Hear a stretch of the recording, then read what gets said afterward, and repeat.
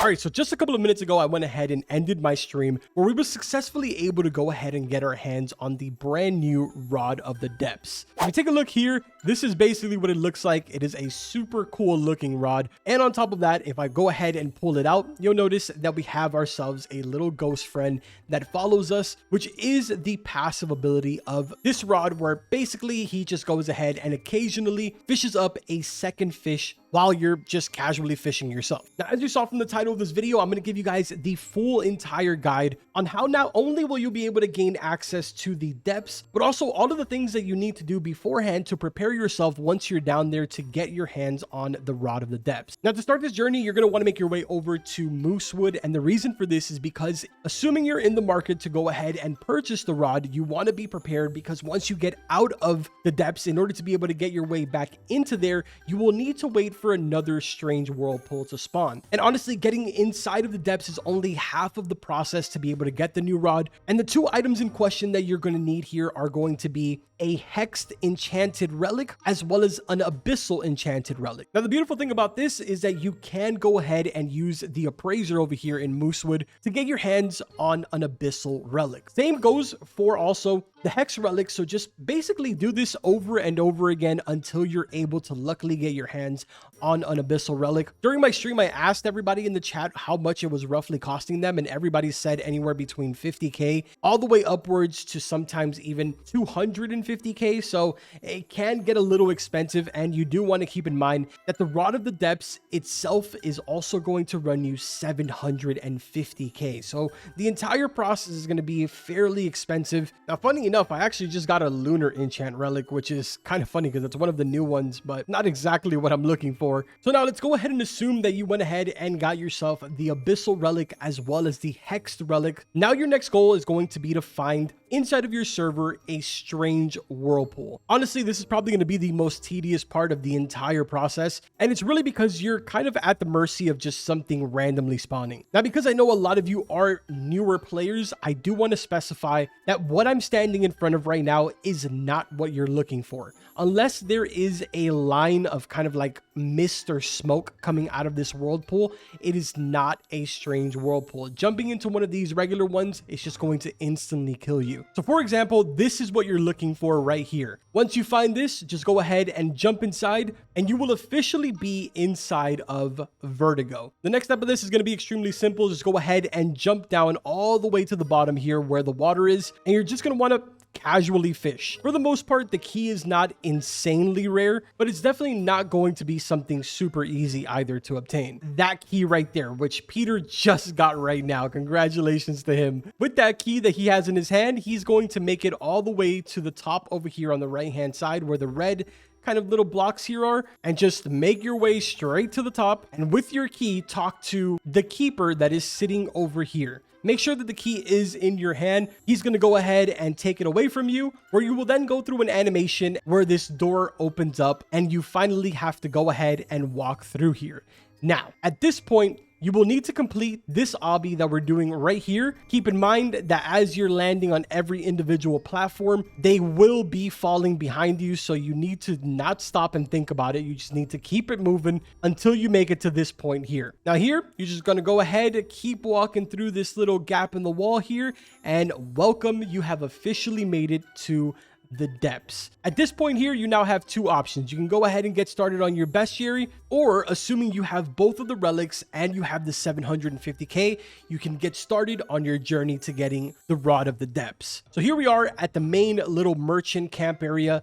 If we go to this side and sort of walk right around the corner here where this giant crystal is, you're going to see a statue of the king. He's right over there. In front of his statue, you're going to see an NPC that's sitting down where he talks to you about a couple of different things. But most importantly, you're going to see this pedestal that's right here. This is where you're going to go ahead and grab in your hand your abyssal enchant relic, and you're going to walk up to it. It's going to prompt you to place the relic down, and you will have completed this portion. Then you're going to look right in front of where that pedestal is. There is a waterfall that is going upwards. Just walk up to this waterfall, go ahead and swim all the way to the top, and eventually you're going to see this little ledge off to the side. Just get on the ledge right here and then walk around all the way around the corner here, you're going to find the Hexed Enchant Relic. Place down your Hexed Enchant Relic here, and at this point, you will start hearing a lot of rumbling, which means that you have officially opened the maze. Now, at this part, I'm going to go ahead and play a little bit of footage from the stream so that way you guys can go along with it. At the very end of that footage, I also show the coordinates of the very end of the maze. Use that to your advantage, and as of the time that I am recording this video,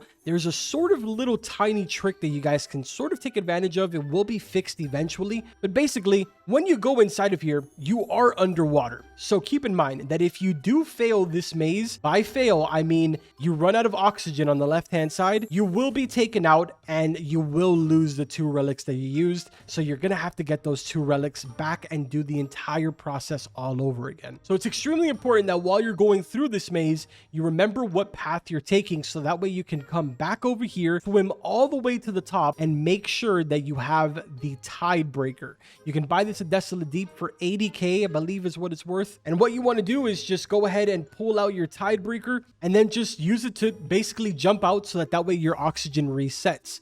Remember, if you're still in the water, your oxygen will not reset. So even if you swim all the way to the top and your head is sort of peeking out, the oxygen will stay the exact same. It's going to stop and it won't keep going down, but it isn't going to go up. So again, take advantage of the fact that you can get out of here with the Tide Breaker because that's not going to be happening in the future. Either way, with that being said, the next footage that you guys are going to see is me completing the maze as well as getting the rod. So make sure that you guys drop a like on this video if you enjoyed it and if it helped you out. Thank you guys for all the support. I really do appreciate it. I will have another guide up later on today for a couple of other things. So make sure that you guys don't miss that. Turn on notifications, but enjoy the rest of this video.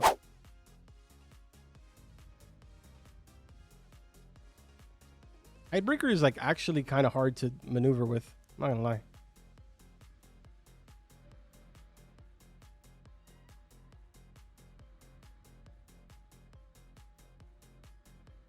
Chat, I got too ahead of myself. Chat, I can't stop. I actually can't stop, dude. I'm lost. I'm actually lost now. I got way too ahead of myself. It's not stopping.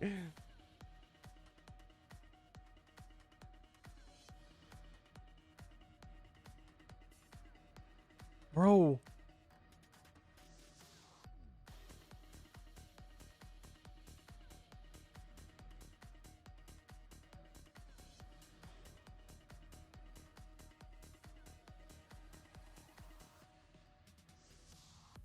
You were there? How? Where?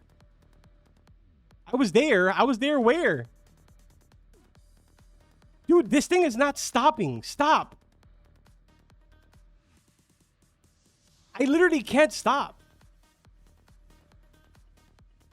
I'm not kidding. Like, I'm not even trying to be funny at this point. I'm actually being dead serious. It's not letting me stop. Stop. Jeez.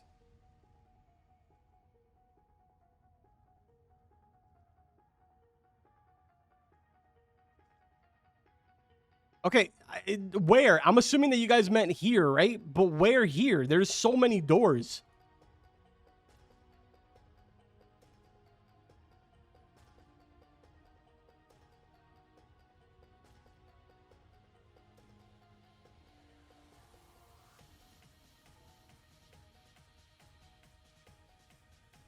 Wait. I think we're onto something. I haven't seen this area.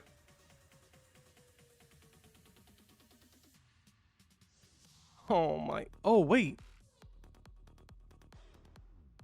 Oh my God, we did it. We actually did it. Let's go. 750. Let's go. We did it. Screenshot.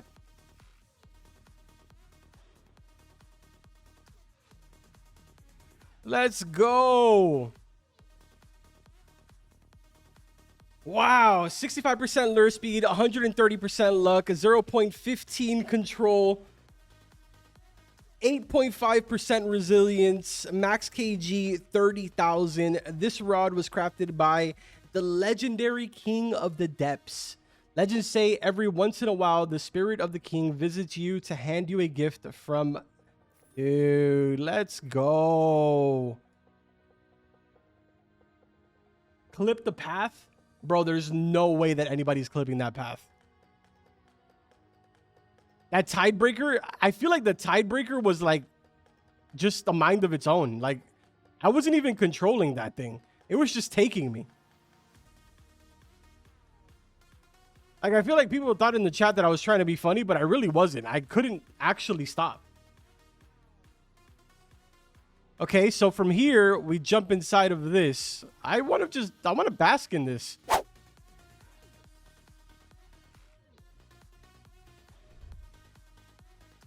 Oh, actually, big brain. Yo, chat.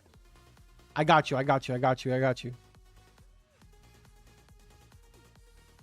Take screenshots, chat. Take screenshots. Those are the coordinates. 1689.9, negative 902.4, 1437.7. Screenshot. All right, let's go. Not constantly looking at me with absolute disappointment.